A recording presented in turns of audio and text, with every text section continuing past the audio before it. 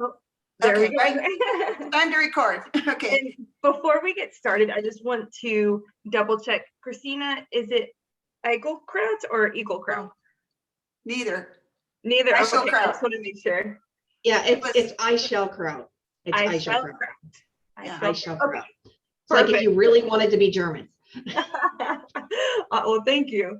So I'm going to go ahead, do our little spiel, and then so we can record this, and then Debbie will take it away, okay? Okay, I'm going to share my screen here in a minute. I just want to share one window because I think it's kind of goofy when you share the screen and everybody sees their pictures right there. It's like, yikes. Okay. I'm going to try to do this right. So while you do that, I'm just going to read real quick, okay? Go for it. Hello and welcome to the Spring 2021 Virtual Educator Externship hosted by ElevateEdAZ, the Center for the Future of Arizona, Arizona Business and Education Coalition, and the Pima County Superintendent's Office. As a reminder, we ask you that you please keep your cameras on for the duration of the session and ensure your microphone is on mute if you're not speaking. Today's session is hosted by Debbie Govedzi and Christina Eichelkraut from Generation Tech Support. We'll be discussing the unique structure of their company and internships and externships available to students. Okay. Is that good? Yeah, take it away. Okay, thank you so much. So do you see the screen? I'm never real sure what people really see. Do you see the screen with some of our handsome techs? Yes. Lovely gal. Okay, so this is a screen and you guys can read it. I'm not going to carry on too much about it. So I was a tech teacher, like many of you, for over 20 years at Shadow Mountain High School in Paradise Valley. And we had a killer tech program. I gave my kids a lot of autonomy to do stuff. And we did a lot of great things. You know, I taught a program called Gen Yes. And you guys can keep your mics on or off or chime in anytime you want to, is what I wanted to say there. I taught a Gen Yes program, which is an international program. Any of you familiar with it? Can you just say, hey, me? Gen Yes? Gosh, about 25 years ago, it was a really, well, 30 years ago now, hitting the scene in a very big way. And it was the idea that kids know a lot about technology and teachers not so much. So the kids were tech ambassadors for the campus, kind of like the AV guys that, you know, went around and fixed the projectors and that sort of thing years ago. But, you know, in this case, they helped teachers with their MacBooks or their PCs. And then as Chromebooks came on board, those things, and just help the classroom with technology, help teachers make movies and that sort of thing. So they were ambassadors on the campus. So I taught a Gen Yes program, and they were in fact ambassadors on our campus in a really big way. And they became innovators too. And I really attribute that to just giving the classroom to them. I talked a lot of times, the last meeting that we had, that I'm a big fan of, hey, what do you want to do? And, you know, of course, we're not going to have recess or lunch because it's a common answer with kids, but kids that are self-motivated and they're tech kids will oftentimes say, you know, things, hey, we want to do this. And when they do, and you jump on it, it's pretty cool stuff. So just here, you know, I was to a conference and the kids said, hey, we want to build, they saw a solar powered car, we want to do that. So we found some money and we built this thing. And what I wanted to say about being a teacher at that point in time was I had no idea. I had no idea how to build a solar powered car or, you know, even how solar would convert or into battery power and gear ratios. Like, are you kidding me? I don't know this stuff. So I gave it to the kids. You know, I said, hey, you know what, we'll do this thing. I'll find the money. We'll build this thing. I'll find the room in the auto bay and we'll build this thing. And doggone it, if we didn't get this thing up to 17 miles an hour and finish third in our first year. And it was pretty much the kids. You know, if you show up for them and you support them and not be afraid of saying, I don't know, and let them problem solve and troubleshoot the whole thing. It builds tremendous self-esteem with them. And if you bring cookies, that helps too. But, you know, just running a program as a team, running a program, a tech program as I'll find resources for you. I'll get help for you. You know, we're going to do this project. Like hundreds of projects. I taught Blender, never said a word about Blender. I gave them resources for Blender. I gave them Blender Underground. I gave them an assignment to do and a presentation date. And then I said, go. And they collaborated. I said, you know, if you know this and you share that with somebody else, that's what working in a team is about. If you come back with information for your team, that's what real programmers, that's what real developers and real scientists, they do. They form a team, they go get some information, and then they share it with each other, and they exchange ideas, and they do great stuff, and they collaborate and do great stuff. And we did that. So we put together a makerspace 30 years ago. We got a 3D printer. I'm talking, nobody even knew the words 3D printer. And we saw it on an MIT movie, and the kids wanted it. And I found some money for it, and we opened the box, and then the extruder started clogging. So they built an invention to run the filament from the top, and so then it flowed better. And we solved that problem, and we built our own scanner out of a Connect and things like that. So they were very innovative because they had the freedom to do that kind of thing. So we, a lot of people said to us, it's more than 4 minutes, I'm trying to hurry here. A lot of people said to us, you know, you're always helping people. And the kids said, we wanted to start a business in the media center on how to help people with their technology. And so our idea was that we were gonna, instead of just helping the teachers all the time, because they were bringing their moms and sisters and all that stuff to us, let's form an entrepreneurship, and we're going to be like a help desk. Bring any question, any device, that sort of thing to our media center, and we'll help you, and you're going to charge you for it, and it's going to be our business. And really the only way CTE could do this is, you know, do the club, and we did. We had a charter, and we had 120 kids in our CTE program that we met after school. That's a lot of pizza, but anyway. So we had a really vibrant program, but the only thing you could do with that money was buy shirts and go on trips and stuff. And I wanted to pay the kids. So that was, oh, there's like a loving thing happening there. That was sweet. Anyway, so I wanted the kids to be paid. I thought they have a marketable skill set, they need to be paid. And so we tried for about 8 years to make this business happen in our school system, where people would come in, and we were in a community that was growing in age and, you know, that sort of thing. So we thought we'd have this great business where they come in, we give them tech help, and we charge for it. And it, you know, it was a valuable service. You know, how to work your phone, you know, you got a new computer, that sort of thing. So we competed statewide, and then we went national in Skills USA, and we won nationally. And when we won nationally, they actually even told us we'd win the college division as well. This is one heck of an idea, to have young people help the rest of the world with technology. So we came back, we were all jazzed. We were thinking we were going to be able to do this in our school, and lo and behold, there was still more red tape. So the kids said to me, well, let's go out on our own. And I kind of said something inappropriate. And anyway, I went home, talked to my husband about it, and he says, well, you're going to do it anyway, so you might as well. And Cisco, you know, we had been working with Cisco and HP and a bunch of other, you know, profile people out there. Cisco told me write a grant, and I said, oh, sure. Okay, so I did. And guess what? I got the money. So I got this great clump of money, and the kids and I, these kids, those kids, the kids and I, 22 kids, and I went out, we did a business plan, we searched for space, we talked to leasing agents, attorneys, we did demographics, we did all of the things that you do to start a business. And we did. We opened up Generation Tech Support in September of 2016. We had a deal with the Science Center. They were going to put a makerspace in there. They wanted to do some satellite offices. And so we thought, this is great. You know, put the makerspace here. We'll give the Science Center, you know, some frontage with that. It was like a pretty sophisticated deal. They lost their funding for that, and we were kind of left holding that space. But that was okay. You know, that's business. And we tried to make a go of it with just the walk-in business coming back and forth. And we couldn't do it. We were losing our shirts. We had our $4,000 rent every month. We were going under fast, you know, and Cisco had some ideas for us, and that wasn't making us money. So we started teaching coding and robotics, which was my wheelhouse anyway. So these kids started the programs, teaching coding and robotics to kids.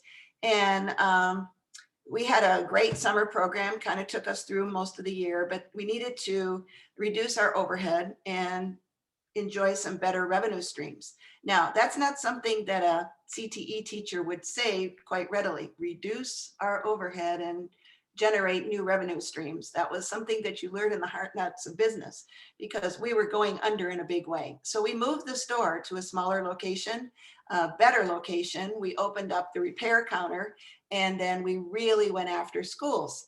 And we thought, you know, we're going to take our show to elementary kids, and especially low socioeconomic areas. I'm going to say poor kids from now on, because it's easier to say. You guys, I don't have to be political correct. You guys know what who those kids are. So we and we started hiring more college kids. And so all of you college recruiters here, I hope that you're listening too, because we really want to expand this program in a big way. So what we have now is we have about 25 college and high school kids that teach coding, robotics, and computer science to kids in our store. We have a smaller store, but it's still really, actually, it's a much cooler store the way it's laid out. In our summer camps, and these are the five things that we're going to teach this summer. Yeah, we're teaching quantum computing. So I'm a big advocate of teaching relevant coding, real world coding. I absolutely love, and it's very successful, code.org. I think it's a great site. So is Khan, you know, and they're starting to push out some industry standard languages like Python and JavaScript and, you know, some Java and all of that. My thoughts on that are, you know, I think we have some rock star CTE teachers sitting in the room today, which is always good to have, is it's great to teach industry standard coding if you have somebody that knows industry standard stuff. And that's kind of a crazy thing. It's kind of a ironic situation, or what do you call it? Kind of a conundrum, because if you were a person that had a lot of expertise in coding, and you knew Python and JavaScript and C and Ruby and some of the industry standard languages out there, why wouldn't you be working in a tech field making about 70 to 80 to 150 grand a year? Okay, you're still teaching. Okay, you might be going for sainthood. That's okay. You know, we all have our purpose in life, but I think that those kinds of people are few and far between for our kids. And so you have some schools with a rock star teacher that's doing rock star stuff, and, you know, either going out on a limb or they're water here, or they're, you know, just, hey, I want to do this because this is the right thing to do and it's my purpose in life kind of thing. But if that person, if you leave, you know, your husband or your wife or somebody, or you retire, a lot of things can happen, and you're not in that position anymore. And for me, I got a Cisco grant. I had this rock star program with these amazing things. We have people all over the world coming to see this program, HP flying us places, and Cisco and all this stuff involved. And when I left, it lasted a year, totally gone. The lab's gone, everything's gone. There's no computer program there. And I would venture to guess that the great people that are in the room here, and oftentimes in these forums, if you leave, what would happen to your program, right? What would happen to your school and your program? And that's, maybe you'd have somebody that would step in, but why aren't they getting a tech job? You know, I think it's a quandary. So my idea now with this company, you know, we have walk-in tech support. We want to help everybody in technology. We want to help everybody in the whole wide world. Okay, so we might need a few more stores, but, you know, we want to help Aunt Becky, who, you know, is struggling. We've helped literally 100 people how to work Zoom or, you know, Google Meets and that sort of thing. And we've gone to their homes, and they've come into the store, and their mail, you know, and their iPads and their passwords and a zillion different things. How do I look at my phone and my PC computer and do a calendar stuff, all that. And then we do the computer repair, you know, SSDs and stuff like that when their computers are slow. We go to a lot of people's homes now. We had a lot of people drop off computers to my home during COVID. And we have the kids tech that we do in the store and then in schools as well. And then we have pro tech groups. So we have some high-end people that come in from time to time and, you know, want to put Linux on their laptop or, you know, set up a Pi, their own Pi systems and networks in their home and things like that. And all of our college and high school kids, they are the employees of the company and they are stakeholders in this company. And they meet with the attorneys and the accountant and they did the taxes with us and they do the social media, and Christina's hammering them all the time. Okay, hey, we're going to do a promotion on virus removal. What does that mean? And how much is it? And what does it entail? And the kids write it with her and she pushes it out, and it's a very collaborative piece. So all of you in the room have something that we could do together. And it's very exciting to have the opportunity to talk to you about that, because if you have students and you wanted to create something like this environment in your community, we can help you with that. And if you have students that you're looking for summer programs for at your school, we can help you with that. And if you have students that are in your college that you want to have a job externship for, we can help you with that, because that's exactly what we do. We hire college students and we spend a bit of time with them. There's about 6 hours that they come in and they learn our robots and they learn our programs, and they sometimes come up with, like, a group of people came up with this quantum computing, Oliver and a couple of guys. And I'm like, are you serious? We're going to teach quantum computing to 5 to 15-year-olds this summer? And they went, yeah, sure. We're going to hook up to the Edison supercomputer and we're going to do all this cool stuff. And I said, that's not the week I'm going to help teach. But anyway, so, you know, and cyber defenders, you know, we've got some cool things laid out for that as well. So, so we can bring programs to your school and help supplement them with you. And we can bring your talent to our company and provide externships with them as well. So that is that. We have some links that Christina will share with you too about that stuff as well. I think I pulled this tab off. So here, let me pull another. I totally lose you. Are you still on that screen? I might need to share another screen. Well, Christina, you could share the link for the employee stuff as well as the programs, right? Right.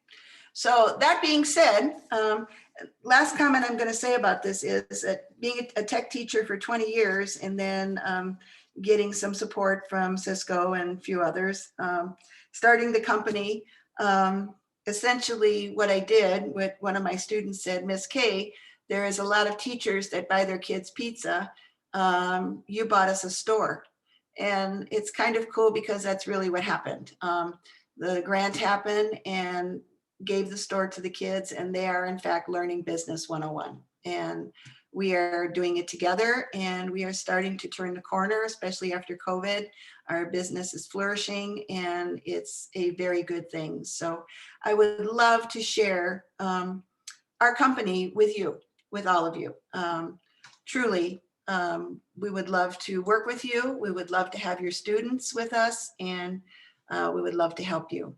So that being said, I want to open this up to you guys and have a discussion about this.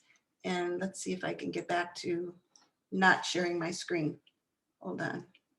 This is, I'm a tech person, can you tell? Let's see. I should be able to not share anymore on this screen. Why am I not be able to do that? Anyway, let's open the discussion and then I'll get us back together here. That's right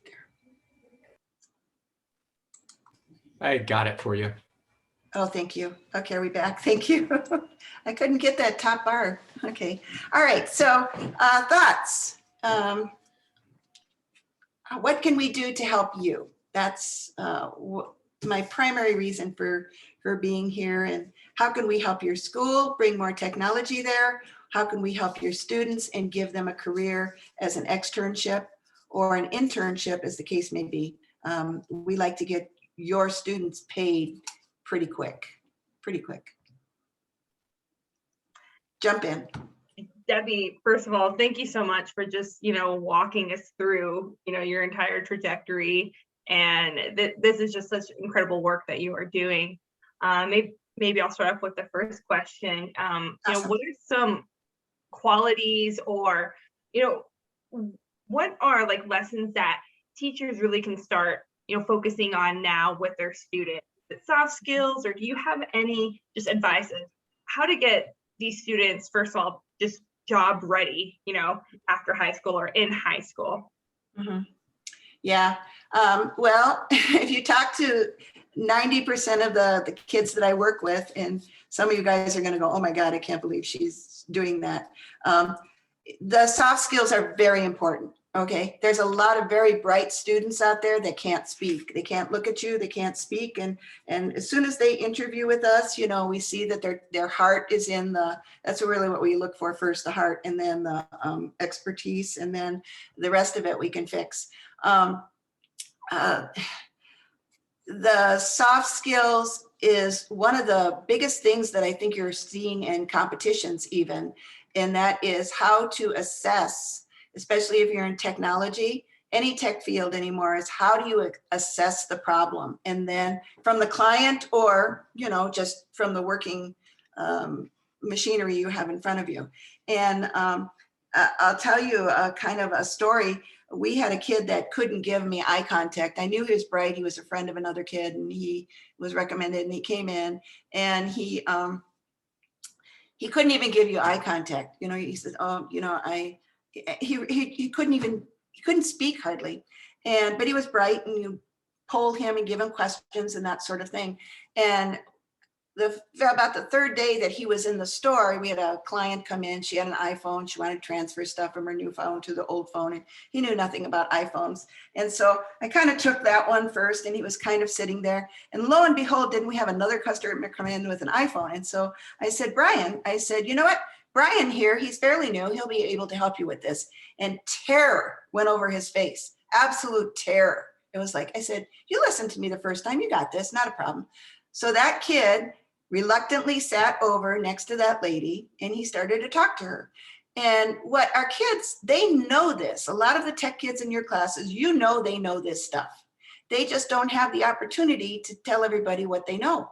And once they start expounding on it, that is where the magic happens. And the Gen Yes program, along with the Gen Tech program that, we built the company on, is on that same premise, is give it to the kids and let them do it. And no matter how reluctant, I put him in a position where he couldn't say, no, I'm not doing that, or no, I don't think so. He was going to look bad. So he sat down and he started talking and started feeling more comfortable. That kid went home, and he texted me and said it was the best day of his life. And I have literally 100 stories like that. That's a short one. But 2 months later, we started working on refurbishing computers with Boeing engineers. They were volunteering with AZ Strut. And we were in this big warehouse place, and all these computers were there. And we were taking apart and cleaning them, putting in new RAM, and checking the hard drives. And this is stuff that Brian knew inside and out. He'd worked with a lot of computers, good hardware kid. So we took him there one day, and after this whole iPhone thing. And the Boeing guys, they didn't know about the inside of computers. They were just there to volunteer and help. So we had Brian stand up in front of them and show them what to do. So here is this 16-year-old kid who couldn't give you eye contact 3 months ago, is now showing Boeing engineers how to pull out a hard drive and check the RAM and do that kind of stuff. So while it was good what he was doing with those employees, it changed his life. These kinds of things change his life. So giving kids the opportunity to do this kind of thing, and that's just really it. I don't think there's a book that you can give them. I've put my kids in front of 200-300 people from time to time, and it just changes their lives. Just have them do it, especially stuff that they know and are able to share it with people. So that's it, kind of thing. Yeah. Other questions? I mean, what are you hoping to aspire with your programs through Elevate Arizona and, organizations? What is your goal for even being here, kind of thing? Yeah, that would be my question to you guys. No, you can't just sit there and relax. Come on, share your ideas. This is Angela. Good. Oh, go ahead, Angela. Sorry. That's okay. What I'm trying to do, like I said, I teach the accelerated algebra program with the kids. All of our kids have had some form of coding, and that kind of is where we end up stopping. So I'm looking for ways that these kids can go beyond just the coding aspect of it. What coding languages are you playing with? They mainly are using just like some pre-made programs. They're using, I can't remember the name of it right off. It's a program that our district has purchased or has available. They have iPads. And so we're limited to what those iPads can do and what our district allows them to do. Yes, thank you. Yes, Swift, you just put it in there, it's Swift, yes. And they've pretty much mastered that and have gone through all that, and they're able to do that like with a piece of cake now. So stop, sorry, got puppies. I'm not sure mine is. So now I was just trying to figure out where I could go with them next. What other devices do you have on your campus? Mainly iPads. That's okay. No Chromebooks even? No, they don't have Chromebooks. Yeah. Okay. I can jump in on this because I also, I teach computer science, and I actually do Swift, but I do Swift ideally when I can get kids in my classroom when there's no COVID, I'll put them in front of Xcode and they'll make, full on applications. Swift playgrounds are awesome. They're very much like the, and there's similar things in code.org with the Minecraft stuff that you can use, and code.org I will also endorse because they have different courses for different grade levels. They have stuff for high school, they have stuff for middle school, they have stuff for elementary school, and they're expanding. Yeah, I know they're getting ready to finally offer the CSA, the Java course, which is kind of a good option, kind of keep them in the same ecosystem. If you have the iPads, then once you've mastered those, the puzzles, they're so fun.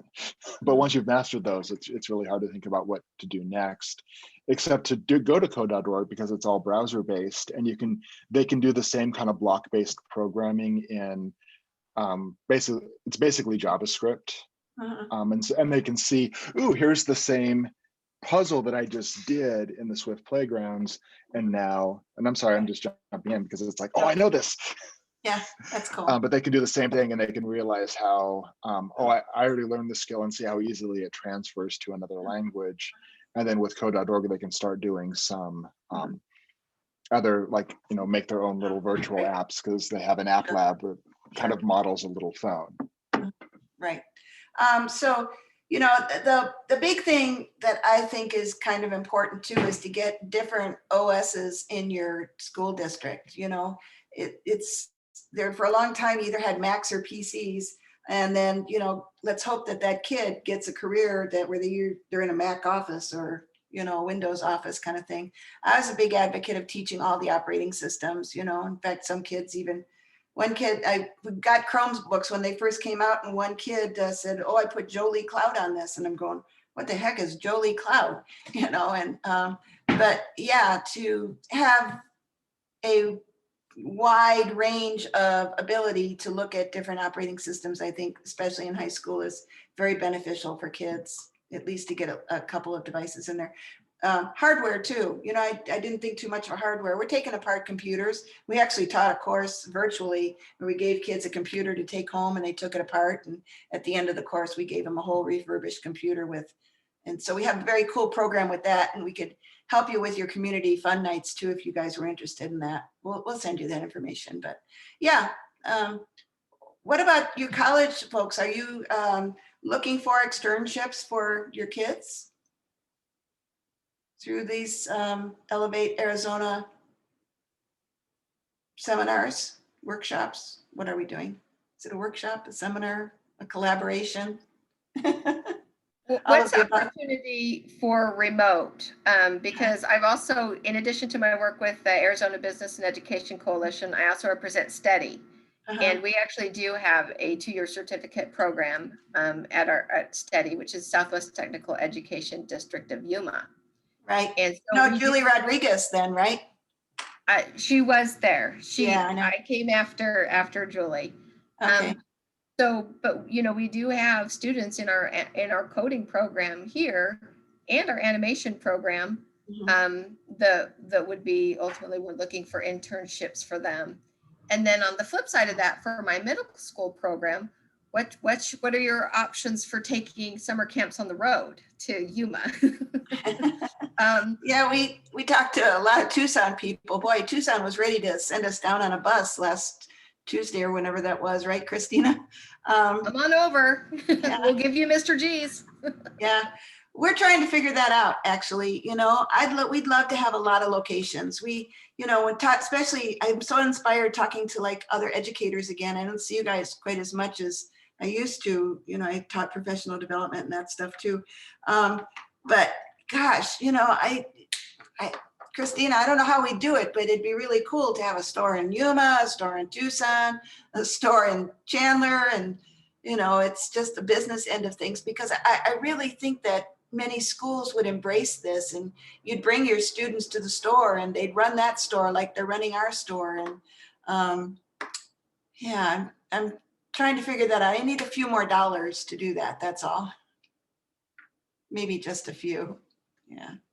But remotely, to answer your question, remotely, I think there's going to be some remote classes still happening. And like all of our instructors, we're in 19 schools right now. We're teaching them remotely. We're teaching, you mentioned the Minecraft. We're teaching the Minecraft Python to little kids, which is a fun thing.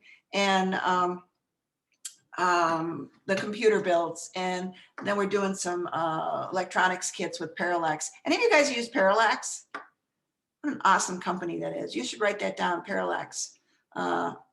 They've got some really cool robots, and they'll work with you in putting together programs. And we got a kit together all the way down to $30. That's a decent little kit that we were able to send home with kids. And, you know, anything over $30, it's kind of like, ugh, we can't give it to the kids. But then they put it together, and we taught some robot electronics and circuitry with them, and they really ate it up. So it's a good tip for you guys. Yeah. So the answer to your question is, we are doing remote programs. The more schools that we get into, the elementary, I hired a 13-year-old kid in 2016. He was a manager when he was 14, and he's still teaching with us at 16. And he is by far the best instructor that we have. So age doesn't matter, and we love having middle kids work in the store. We've had them often, to be honest with you. It's really cute when his grandma comes in and says, I just don't know what to do with my phone, and I mix things up. I don't know my Apple ID, and then this 13-year-old kid sits down with them and makes everything all better. And you don't know who benefited more, the lady that goes out with her happy phone or the kid that helped her. I vote for the kid.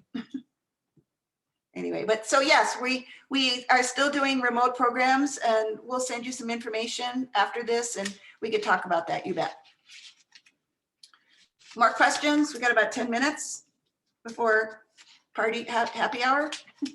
So I did want to just verify, Debbie, looking at your summer camp and some of the stuff that you posted, that stuff would require it, like if I had students down in Yuma who might be interested in doing that, it's not being offered virtually, it is going to be in person? Yeah, we talked about the virtual classes, and we should, you're saying to me we should offer virtual classes, right? I'm taking that back to the table. And Are you talking? Being an educator in Yuma, that's the struggle we run into, is a lot of the things that we hear about are great and we'd love to do them, but I'm limited by Yuma, and our families down here do not have the income, most of them. Right. Sure. Get up to So Theodore, are you talking about just the summer camp or are you talking about the classes? both. Okay. Okay. Yeah. Not your kids teaching the classes as much as your kids taking the classes. Correct? Correct. Yeah, I've got middle school students, and I'm kind of in the same boat as Angela in that we can take them so far with Swift code and stuff like that. And like you said earlier, I'm not an expert in these programming languages. I'm not an expert in computers and stuff like that. So I can take them a little bit down what I do know, information I do have. But in order to go to that next step, I need people who are experts in these fields to be able to do that with these kids.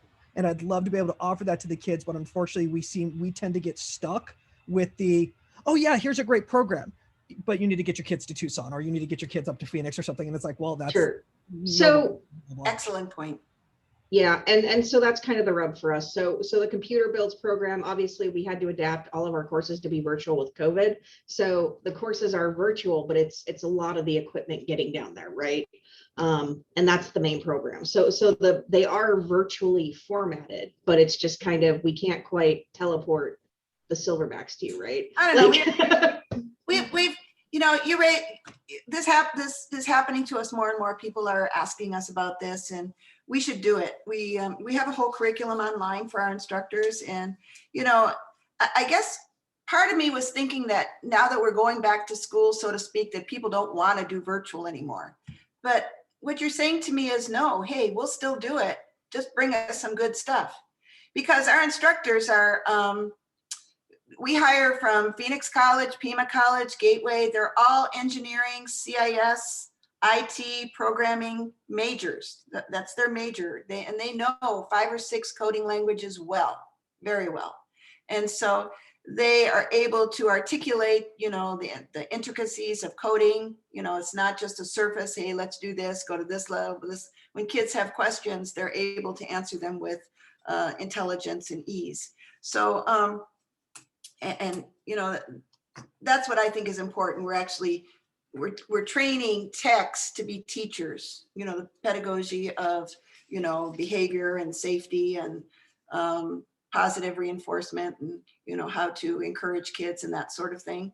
But they're techs. They're very brilliant techs that are teaching our courses. So man, I'm really glad you brought that up, because it keeps coming up. So let us get back to the grindstone and see if we can push out some virtual classes for you guys. Would you be mostly interested in the summer? We'll do anything. Yeah, I'm with Angela. I'll do anything. Well, and honestly, our state testing's coming up, and then once state testing's done, we've got about a month that we can really play with the kids and just let them explore and do all kinds of things. And it would be a great. We've got the whole month of May basically that we just.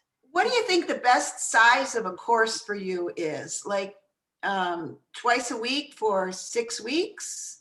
What would be your ideal time to meet with us virtually? Would it be after school? Would it be during the day? If you had to design a program to come to your school for your kids, what would it look like? I would love to have you come join my kids in the classroom so we can offer it to more. A lot of times staying after school, a lot of the kids can't do that because a lot of ours have to go home and take care of younger siblings. They have to. So having them actually during the day, during a class time would be most ideal for that. Okay. I know at our school. Mm-hmm. In Yuma, we offer both programs. We have classes, CTE classes during the day, but we also have some that are after school. And we're really trying to focus on some summer programs that we can offer this year, just to kind of fill in and help these kids this summer. So we would be looking at anything, but I have all programs in Yuma. Okay. All right. Oliver's going to love this. We're developing some more virtual classes for you guys. So we have a computer build class too, where you get a box of my son's in Yuma, so it's easy for me to get down to Yuma. And Tucson too is a doable thing too. When I was a teacher, I made 21 field trips a year. and we were racing that car in Yuma. I went down there, I think 8 or 9 times a year. So anyway, it's doable to bring you computers to your schools and put the programs together there. We just have to be kind of organized about it. And then the coding ones, that's a little easier to push out. Well, We like to have tournaments and stuff. yeah, So I know you were talking about them getting computers and being able to take them apart. That is very doable. I know we've got lots of places or thrift shops in town where we can go get old computers and everything else. So I don't know if that one's a possibility even, or yeah, we bring computers to you. We have a ton of computers. And they're all the same, so we can all, we have a partnership with AZ Strut. So, and they refurbish computers. So, but that's an idea too, you know. In fact, it might even be kind of fun to look at different computers and compare and contrast what's inside of them. So yeah, that'd be fun. We've got a killer, I mean, all right, I might be a little biased, a killer program for that. So teaches binary code and networking and all kinds of cool stuff. So we're gonna look at that with you guys, all right, and send you some information for sure. How else can I help you? Got a few minutes left. Yes, no? Why are you guys so quiet? You guys are ready for happy hour, huh? I got a question. If you don't, Yeah. have you ever thought about setting up a camp with Arduino boards? Yeah. That way it gets away a little bit. It still goes through Java, C++, and all that good stuff, SQL, but it also goes further away from computer science and more into electrical engineering, so that we can get solar, electrical, and Great. fields into it. But they're still learning programming and electronics while it's going into the other fields. So I was wondering if any of the other programs have ever utilized the Arduino boards. Oh yeah. with their Yeah. students. Yeah. So I got a grant once and I gave, it was $1,200, just a bunch of little grants here and there. And so I bought 40, I think, Arduino Uno kits, and I laid them, and I'd never seen them before. And I looked up the site, you know, there's lots of resources, some Adafruit and all that kind of thing. And looked up all the peripherals for it and thought, this looks cool. So kids came in on Monday morning and we put them in teams of 2 and gave them a box and said, decide your project. Look it up and see all the cool things these do. Decide your project. You have $50 to spend, you know, it was left over from the grant. If you need to buy parts from Adafruit and that sort of thing. And then present your project, I don't know, 3 weeks, something like that. And here's a sign up sheet for your project. And that's how I taught it. That's how I taught Arduinos. And they had fabulous projects. I'm here to tell you they were fabulous. I mean, they were really cool. So, so I've worked with Arduinos. I couldn't tell you what to do with them, to be honest with you. Raspberry Pis, we're doing a lot with them now, the Pis. But I'll tell you, take a look at Parallax with these microbits, if you're looking at electronics stuff. I'm not the Chamber of Commerce for them, but you can do a lot with those little things. Parallax released a Bobot if you're into robotics. Yeah, Yeah, right. Bobot, he runs around my office all over the place. Okay. He's not So supposed to run into walls, but he does every once in a while. Right. They have these cyberbots too that they're a little pricey. I think they're $250 or something. They code out to Python, and they've got all kinds of programs that they put together where you can program, and you give the kids all these scripts and all this stuff, and you have armies, and then you have this army and that army, and then you hack the other army. So it's a kind of a precursor to cybersecurity with these cyberbots. So we're really looking at that for this summer too, probably in our cyber program. Big fan of those. A little pricier though. Something that you want to keep in your store maybe, or your classroom. So anyway, we're coming out to I don't want to keep you guys. I want you guys to talk, and please put your information in the chat before you go. Don't go without doing that. Okay. Put your, the way to contact you in the chat would be awesome. And then any way that, you know, if you didn't have a chance to talk today, any way we can help you, any questions you have, you know, we built this company for the community and to champion technology and kids and your kids too. I really want you to know that I'm sincere about that. So please put all your information in the chat, and loved being here with you guys. Truly. Well, Debbie and Christina, thank you so much just for your story today, and just really being here for the community, like you said. And so what we'll do is we will make sure to send out the resources that you sent to us to our cohort of educators here. And it seems that everyone is putting in their info too. So you might have that as well. But just wanted to say thanks again, and I'm gonna pass it off to Aaron if he had any last words. Oh, just want to wish everybody a great weekend. Happy Easter. And we will see you all on Monday. Thanks, everyone. Great. Thank you very much.